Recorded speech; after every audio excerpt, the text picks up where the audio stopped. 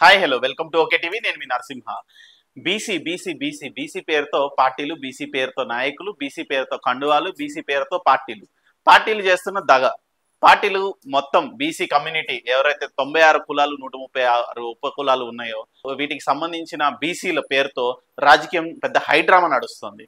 ఈ రోజు కృష్ణయ్య రాజీనామా తర్వాత, వైఎస్ఆర్సీపీ పార్టీ రాజ్యసభ సభ్యత్వానికి రాజీనామా చేసిన తర్వాత ఈ రోజు కృష్ణయ్యని తీన్మార్ మల్లన్న, ఎమ్మెల్సీ తీన్మార్ మల్లన్న కాంగ్రెస్ పార్టీలోకి ఆహ్వానించడం జరుగుతుంది. సో అధికారంలో ఉన్న పార్టీలోకి నాయకులు జాయిన్ అవ్వడం పెద్ద విశేషం కాదు. కానీ బీసీ నాయకుడు కృష్ణయ్య బీసీ నాయకుడిని పార్టీలోకి ఆహ్వానిస్తూ నువ్వు ఇంకా బీసీ నాయకుడివే అంటే బీసీలకి ఏ రకమైన ఇండికేషన్ ఇస్తున్నారు? అసలు బీసీలకు ఏ రకమైన న్యాయం చేయదలుచుకున్నారు? బీసీలకి ఏ న్యాయం చేసిన తర్వాత ఆయన పార్టీలోకి ఆహ్వానిస్తారు? అసలు బీసీల కోసం ఏదైనా కేటగిరీ లేదంటే ఏదైనా ఒక ఉపాధి అవకాశాల కోసం కావచ్చు, వాళ్ళ కొట్లాట కోసం కావచ్చు, రాజ్యాధికారం కోసం కావచ్చు, రాజ్యాంగ పదవుల కోసం కావచ్చు, వాళ్ళు కష్టపడుతున్న వాళ్ళ పిల్లల చదువుల కోసం కావచ్చు, లేదంటే వాళ్ళ ఉపాధి అవకాశాల కోసం కావచ్చు, లేదంటే బీసీలలో వెనకబడ్డ తరగతుల వాళ్ళకి ఉపాధి అవకాశాలు, లేదంటే వాళ్ళకి రకరకాల అవసరాలకు తీర్చే ఒక బీసీ మేనిఫెస్టో ఏదైనా ప్రిపేర్ చేసి కృష్ణ లాంటి వాళ్ళని ఆహ్వానిస్తే బాగుంటుంది. బీసీ పేరు చెప్పి గతంలో బీజేపీ బీసీలను వాడుకుంది. ఇప్పుడు కాంగ్రెస్ పార్టీ కూడా బీసీల పేరుతోనే గద్దెనెక్కింది. గతంలో కేసీఆర్ సర్కార్ అసలు బీసీలని పట్టించుకున్న పరిస్థితే లేదు. ఏపీ అలాగే ఉంది, తెలంగాణ అలాగే ఉంది. ఇప్పుడు తీన్మార్ మల్లన్న లాంటి వాళ్ళు బీసీ అని పేరు చెప్తున్నారు అంటే బీసీలలో ఇప్పటి వరకు మినిస్టర్లు లేరు, చాలా తక్కువ మంది ఉన్నారు. తెలంగాణలో అందరూ రెడ్డిలే ఉన్నారు. ఇక్కడ పరిస్థితి ఏంటంటే ఎమ్మెల్సీగా తీన్మార్ మల్లన్న గెలిచిన తర్వాత బీసీ వాదాన్ని పట్టుకున్నారు. ఈ బీసీ వాదంలో వీళ్ళు పెట్టే మీటింగ్స్ ఎక్కడ ఉంటాయంటే తాజ్ కృష్ణాలో ఏసీ హాల్స్ లో ఒక 30-50 మంది కూర్చొని వీళ్ళే సమావేశపరచుకొని వీళ్ళే మాట్లాడి బిర్యానీలు తిని వెళ్ళిపోతారు. కానీ రూపాయి కూడా బీసీ నాయకుడికి సహాయం జరిగింది లేదు. ఒక బీసీ కార్యకర్తకి లేదంటే బీసీ నాయకుడికి లేదంటే ఒక బీసీ ఆడపిల్లకి అన్యాయం జరిగితే వీళ్ళు అక్కడికి వెళ్ళి పరిశీలించే పరిస్థితి లేదు. నిన్న హైడ్రా పేరుతో కూలగొడుతున్న ఇళ్ళు లేదంటే వ్యాపార సముదాయాలన్నీ బీసీలవే. మరి వాళ్ళ జోలికి ఎందుకు వెళ్ళట్లేదు? వాళ్ళని కాపాడే ప్రయత్నం ఎందుకు చేయట్లేదు? బీసీ అంటే కులాన్ని కాపాడుకోవడమా, వ్యక్తుల్ని కాపాడుకోవడమా? బీసీ అంటే వ్యక్తులు, బీసీ కులంలో పుట్టిన బ్యాక్వర్డ్ కాస్ట్ అంటే చిన్న మధ్యతరగతి వృత్తులు చేసుకునే వాళ్ళని బీసీలు అంటారు. ఈ బీసీలలో కుమ్మరి వాళ్ళు, గౌడ్లు, యాదవులు ఇట్లా చాలా కులస్తులు ఉన్నారు. ఈ కులాలన్నిటికి ఉపకులాలు ఉన్నాయి. ఆ ఉపకులాల వాళ్ళందరూ కలిసి పేద మధ్య తరగతి వాళ్ళు చాలా మంది ఉన్నారు. ఎందుకు ఉన్నారు అంటే బీసీల్లో కూడా పెద్ద హోదాలో ఉన్న వాళ్ళు ఉన్నారు, రిచ్ పర్సన్స్ ఉన్నారు, బాగా ఉన్నత స్థాయిలో ఉన్న వాళ్ళు కూడా ఉన్నారు. కానీ బీసీలు ఎక్కువ సంఖ్యాపరంగా చాలా ఎక్కువ ఉన్నారు. 4 కోట్ల మంది తెలంగాణ ప్రజల్లో దగ్గర 85% షేర్ బీసీలదే. సో బీసీలకి న్యాయం జరగట్లేదు అంటే ఇంత పెద్ద లార్జ్ స్కేల్లో ఉన్న బీసీలకి న్యాయం చేయాలి అంటే దానికి ఒక ప్రత్యేక చట్టం చేయాలి, దానికి ప్రత్యేక ఫండ్, ఒక బడ్జెట్ని ఏర్పాటు చేయాలి. అంటే 1000 కోట్లు 5000 కోట్లు కాదు, రాష్ట్ర బడ్జెట్ సంవత్సరానికి 2 లక్షల కోట్లు అయితే అందులో మినిమం 20% ఆఫ్ బడ్జెట్ని ఎలకేట్ చేయాలి బీసీల పైన. సో అలాంటి పరిస్థితులు ఏవి లేకుండా ఈ నాయకులు ఏసీ హాళ్లలో మీటింగ్లు పెట్టుకొని మా పార్టీలోకి రా మేము బీసీలకు ఏదో ఉద్ధరిస్తాము అంటే ఏం ఉద్ధరిస్తారు? ఏం చేస్తారు? పదవుల కొట్లాట, పదవుల కోసం చేస్తున్న డ్రామాలు ఇవన్నీ. తీన్మార్ మల్లన్న ఎమ్మెల్సీ నుంచి మినిస్టర్ అవ్వడం కోసం చేస్తున్న డ్రామా కింద ఇదంతా కనబడుతుంది. కృష్ణయ్య లాంటి వాడు ఉద్యమ నాయకుడు, బీసీల కోసం ఉద్యమిస్తాడు. మందకృష్ణ మాదిగ లాంటి వాళ్ళు ఆల్రెడీ మాదిగ కమ్యూనిటీ కోసం, ఎస్సీ కమ్యూనిటీ కోసం చాలా కష్టపడి చాలా ఫైట్ చేశారు. అలాంటి వాళ్ళలో కృష్ణయ్య కూడా బీసీల కోసం కష్టపడుతున్నాడు. సో ఇలాంటి నాయకుల్ని పార్టీల్లోకి ఆహ్వానించే ముందర మీరు ఎంత బడ్జెట్ అలికేట్ చేస్తున్నారు బీసీల కోసం? వాళ్ళ కోసం ఎలాంటి ఉపాధి అవకాశాలు ఏర్పాటు చేస్తున్నారు? వాళ్ళ కోసం ఎలాంటి ఉద్యోగాలు లేదంటే వేరే దేశాలకు వెళ్ళి చదువుకోవడానికి వాళ్ళకి ఎలాంటి అవకాశాలు కల్పిస్తున్నారు? పార్టీలలో ప్రాధాన్యం ఎంత ఇస్తున్నారు? అసలు ఏం చేయదలుచుకున్నారు బీసీలు? ఇది తేల్చాలి. ఇది తేల్చకుండా మీటింగ్లు పెట్టుకొని సోకాల్డ్ జర్నలిస్టులు, సోకాల్డ్ పొలిటికల్ లీడర్స్ అందరూ బీసీ పేరు చెప్తే ఏం జరుగుతుంది? బీసీ పార్టీ పెడతారు, అందరికీ బీసీ పేరు మీద టికెట్లు వస్తాయా?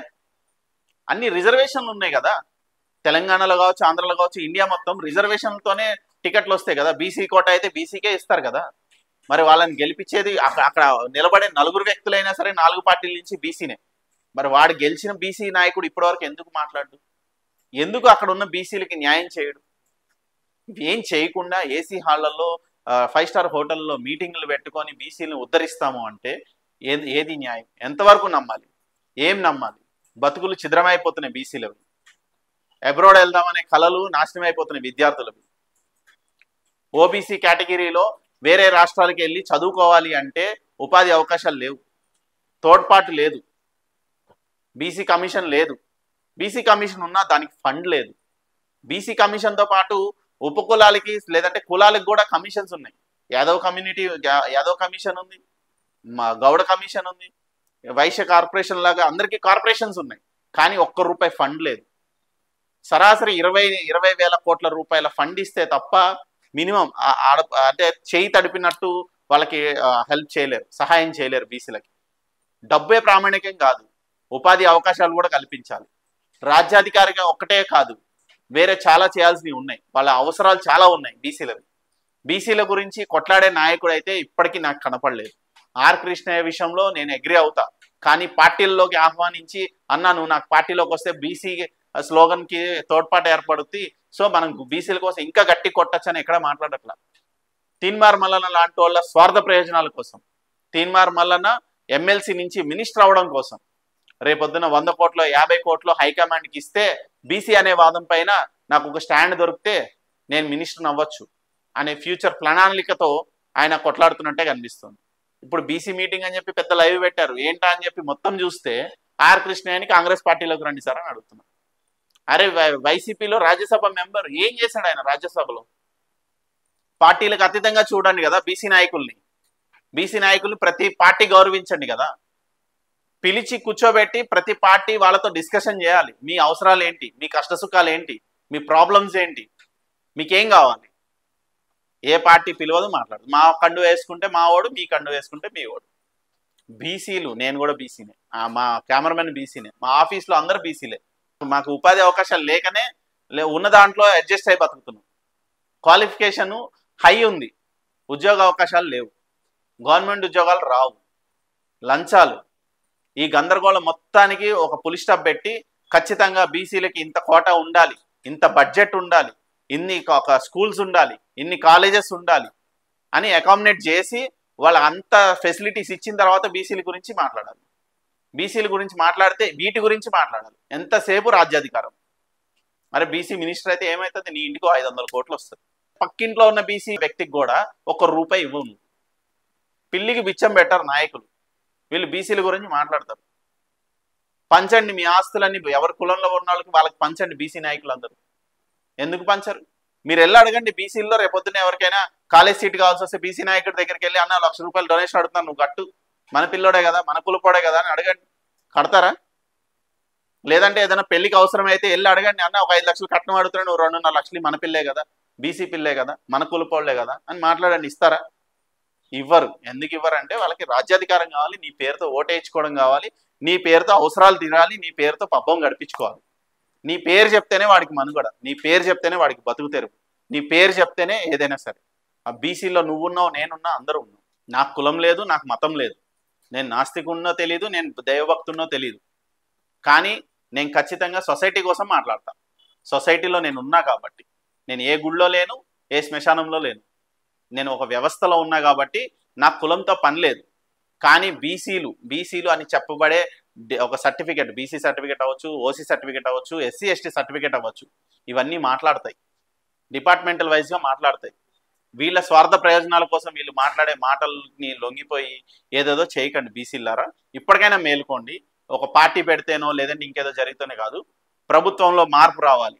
ప్రభుత్వంలో మార్పు వచ్చి బీసీలు ఎక్కువ సంఖ్యలో ఉన్నారు, 85% నుంచి 90% బీసీలు ఉన్నారు.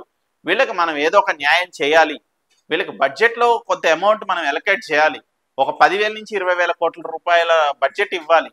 వీళ్ళకి ఇన్ని కాలేజీలు కట్టాలి, ఇన్ని స్కూల్స్ కట్టాలి, ఇలా చేద్దాం అనే ఒక ప్రణాళిక ఏర్పాటు చేసుకున్న తర్వాతనే బీసీలకు న్యాయం జరుగుతుంది. బీసీలకు రాజ్యాధికారం వల్ల ₹1 జరగదు. రాజ్యాధికారం ఎంతమందికి వస్తుంది? ఉన్న 119 సీట్లు, 119 మందే ఉన్నారా బీసీలు? 30 మంది ఎమ్మెల్సీలు అంతే ఉన్నారా బీసీలు?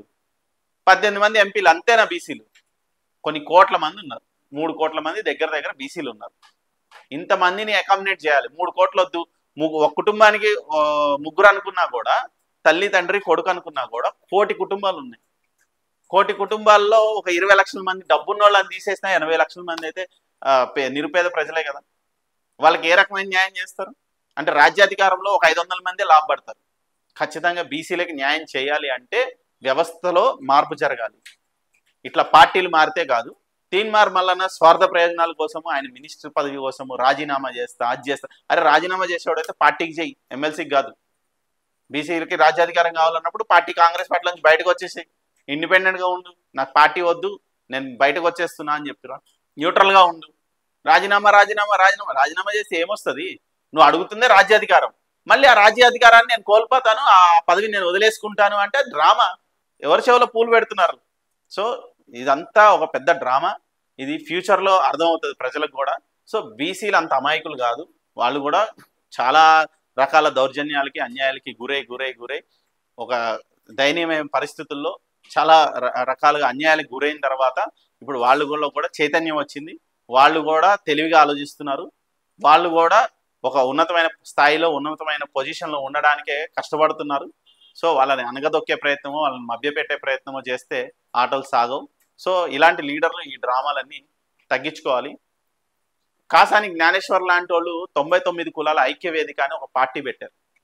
99 కులాలలో మాకు అన్ని కులాలు ముఖ్యమే, అన్ని కులాల వాళ్ళకి నేను ఏదో చేయాలనుకుంటున్నానని చెప్పి ఆయన పార్టీ పెట్టాడు ఒకరోజు. దానికి ఎవడు సపోర్ట్ చేయాల. కూలగొట్టింది కూడా ఇదే బీసీ నాయకులు. ఎందుకంటే వాళ్ళ మనుగడకి దెబ్బ తగులుతుంది. ఇక్కడ ఈయన పార్టీ పెట్టి అందరికీ న్యాయం చేస్తామంటే మేము ఎవరిని చూపించి రేపొద్దున రాజకీయం చేయాలని చెప్పి పార్టీని భూస్థాపితం చేశారు. ఇలా ఉంటుంది నాయకులతో. సో ఎవరి మాటలకి మోసపోకండి. Thank you.